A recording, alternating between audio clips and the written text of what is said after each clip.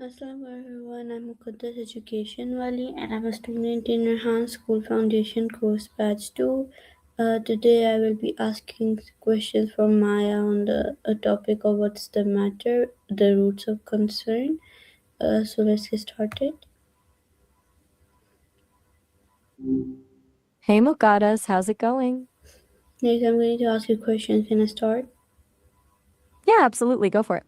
Okay, so what's the literal meaning of the phrase what's the matter? What's the matter at its core means what's wrong or what's the problem. It's pretty straightforward. You're asking someone if something is causing them trouble or if they're upset. But it's actually interesting how that phrase evolved to be more of a concerned inquiry rather than a purely practical question about something being broken or physically wrong. So how did this phrase originate historically? That's where it gets really curious. Matter used to mean something completely different, like material substance or stuff. So, what's the matter? Originally meant what is the substance of the issue, almost like what's physically at the root of the problem. Think of it like what is the matter with this engine, meaning what's physically wrong with it. Over time, though, that literal sense faded and just became shorthand for what's the problem. The phrase really gained traction in the 16th century and became common by the 17th, though it's interesting that we still use that almost archaic definition sometimes with phrases like no matter, as in no matter what happens. What about you? Anything the matter today? So, how has the meaning of matter evolved over the time in English language? Hmm, that's a great question. It's kind of a fascinating evolution. Originally, like back in Middle English and Old English, um, matter meant basically substance or stuff, like the raw material something is made of. That's linked to Latin materia, which has that same root meaning of material. Then it began shifting in meaning, like we talked about, to denote what something is made of or the main topic of something. So if you talk about the matter at hand, you're talking about the core topic. It wasn't until later it started getting used more generally to mean importance or significance. You can say something doesn't matter or matters a lot. Pretty broad for one word, right? So basically, it's gone from being super concrete to almost completely abstract over centuries. Kind of wild that something so fundamental like matter ended up evolving into something you can't actually touch. Okay, so in what context is what's the matter commonly used today? Today, mostly to show concern for someone. If someone looks upset or down, you'd say, "What's the matter?" to find out what's bothering them. It's pretty universal, really. It signals you've noticed something seems wrong and you care enough to ask about it. Though sometimes it can sound a little formal or even a bit stern, depending on your tone, like a parent using it when their kid is crying.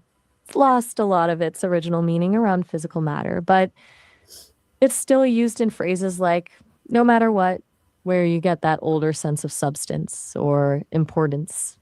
It's funny how little clues of that history are still hanging around.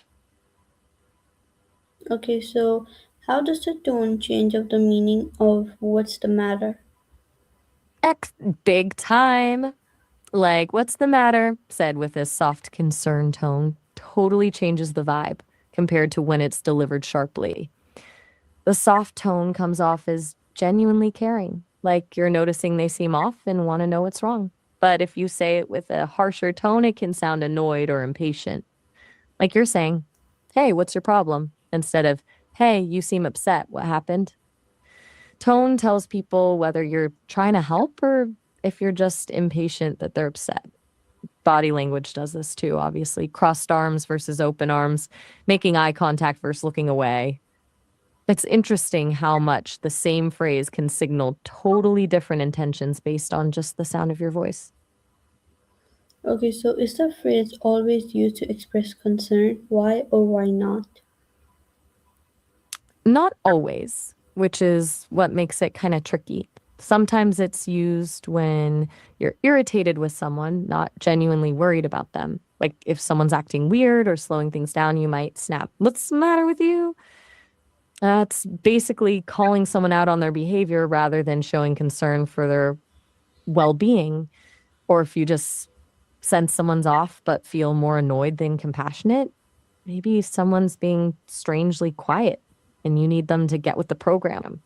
It's that tension between wanting to offer help and just being plain frustrated. The tone is usually the giveaway there. Genuine concern versus annoyance can also depend on the relationship dynamic too. So, how does the body language influence the interpretation of this question?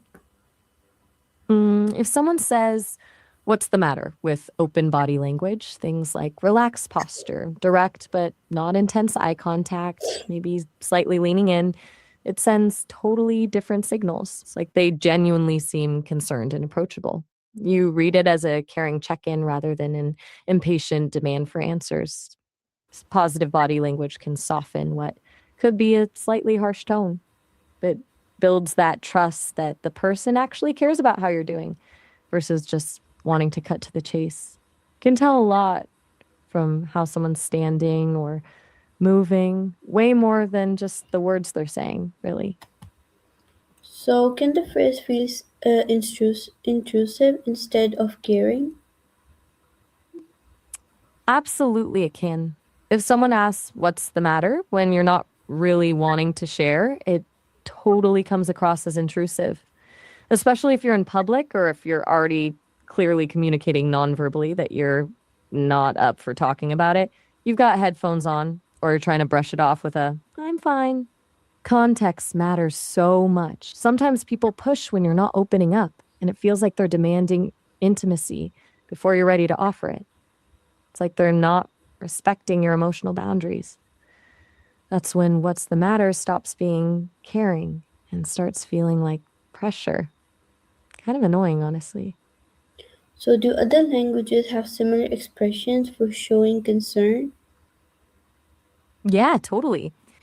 Most languages have equivalents, though they often have their own nuances. In Spanish, you'd say "que pasa," literally "what's happening," but it's used the same way we'd say "what's the matter." French has "qu'est-ce qui se passe," similar meaning. Japanese would use "doshitano," which translates closer to "what happened." In Korean, "musun iriso" is something wrong. Even in cultures where direct questioning about personal issues is less common, there are usually indirect ways of checking in or showing concern, offering help, offering food, observing, and subtly responding to cues. Cultures just have different social cues and levels of emotional openness when checking in. So, how do culture differences affect the way concern is expressed? Oh, it's huge. And some cultures are way more direct with expressing concern than others. For example, in the US or Germany, people might ask, "What's wrong?" Pretty directly. The assumption is open communication about feelings is good. Meanwhile, in many Asian cultures like Japan or Korea, it's way more subtle. People focus on observing cues rather than immediately asking what's wrong. Concern might be shown through offers of food, helping with tasks, or just being quietly present. You avoid pressing someone directly because that can feel rude or intrusive. In Latin American cultures, physical touch and warmth are big. Offering a hug or just being physically close to show you care is really common. Then there are places where it's considered impolite to even mention distress at all, like some indigenous communities prefer indirectness or letting people work through things on their own time. What works in one culture can definitely backfire in another. So, is asking what's the matter considered polite in all cultures? Not at all, honestly. That's where it gets really fascinating. In some cultures, it's seen as a natural, caring thing to ask, like we discussed with American directness. But in others, it can feel really intrusive.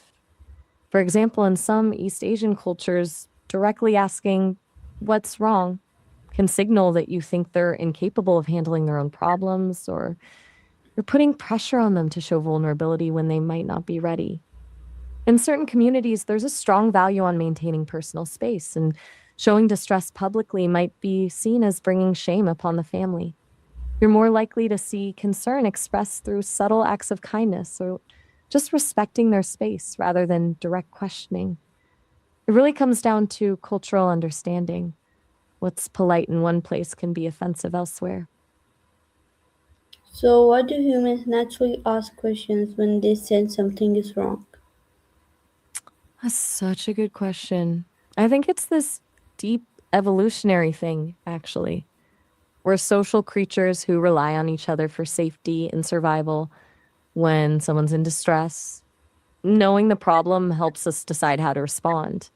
Do we need to defend them, offer help, warn others? Questioning someone lets us quickly gather information. We do this as babies too. Crying lets people know something is wrong so someone can take care of you. Asking what's the matter is a continuation of it. But then, as we developed language and social skills, there was evolution toward showing concerns without being blunt. That's where those indirect approaches and body language expressions came in to signal support more subtly. The instinct to understand danger is so fundamental to how we've survived as a species. Okay, so thank you so much for answering my questions. Bye. Of course, happy to help. Take care, Mokadas.